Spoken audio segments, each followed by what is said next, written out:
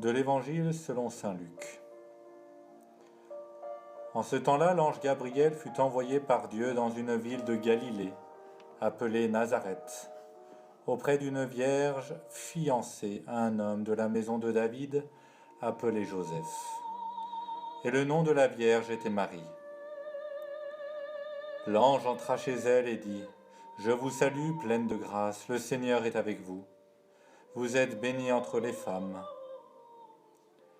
L'ayant entendu, elle fut troublée par ces paroles, et elle se demandait ce que pouvait signifier cette salutation. L'ange lui dit : « Ne craignez point, Marie, car vous avez trouvé grâce devant Dieu. Voici que vous concevrez en votre sein et vous enfanterez un fils, et vous lui donnerez le nom de Jésus. Il sera grand et sera appelé Fils du Très-Haut. Le Seigneur Dieu lui donnera le trône de David son père. Il régnera sur la maison de Jacob éternellement, et son règne n'aura point de fin. »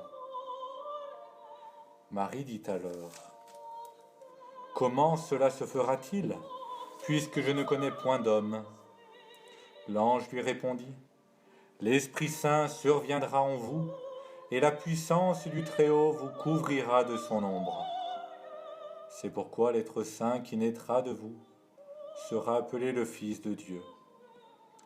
Et voilà qu'Élisabeth, votre parente, a conçu elle aussi un fils dans sa vieillesse, et ce mois est le 6e de celle qui est appelée stérile, car il n'y a rien d'impossible à Dieu. » Marie dit alors : « Voici la servante du Seigneur, qu'il me soit fait selon votre parole. »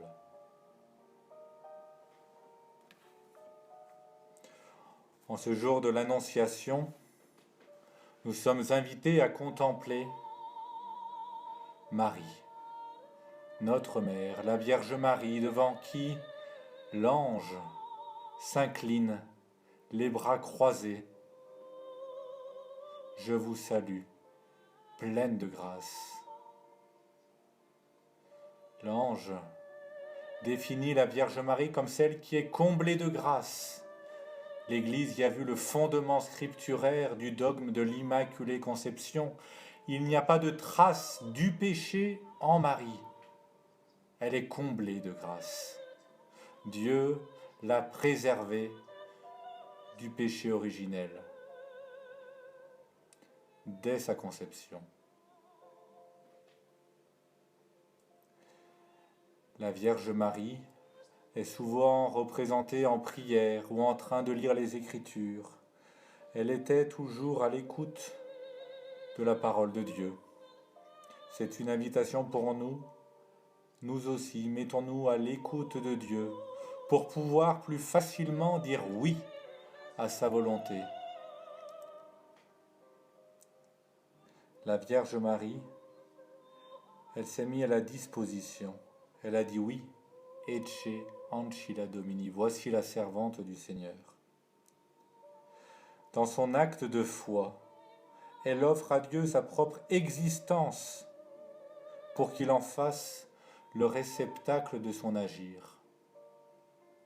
Mais bien, chers frères, nous voulons dans notre monde que Dieu agisse. Et même parfois nous crions, mais pourquoi Dieu n'intervient pas ?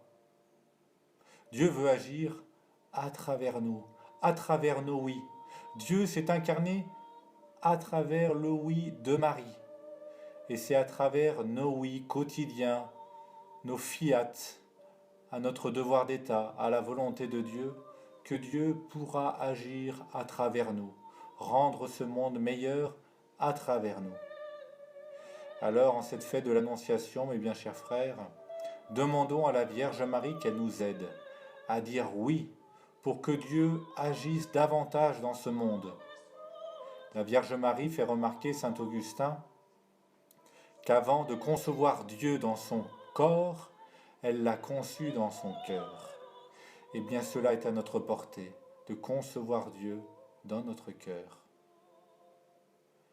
Voici que je suis à la porte et que je frappe, dit Jésus dans l'Apocalypse. Ouvrons-lui la porte de notre cœur. Dieu veut agir Soyons le réceptacle de l'agir divin, le tabernacle du Très-Haut.